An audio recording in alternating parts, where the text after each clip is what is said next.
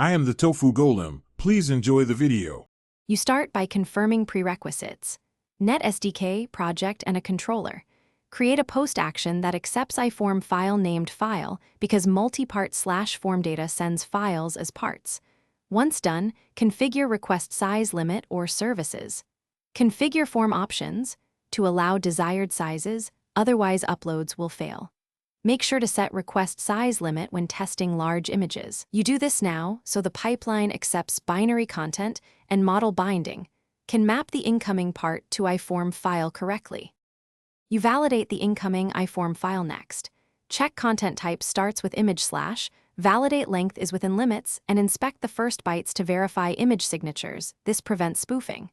Once validated, create a safe file name, for example using GUID.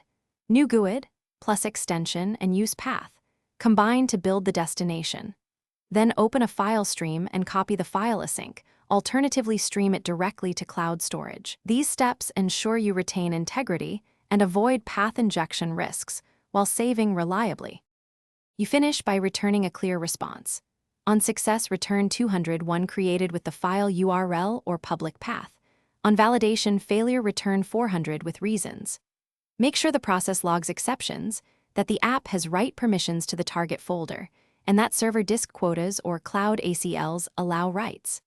If something goes wrong, check the multi-part boundary and content type in the request, confirm Kestrel and proxy size limits, and rerun with verbose logging to quickly identify the failure. Thanks for watching. Consider subscribing if we helped you today.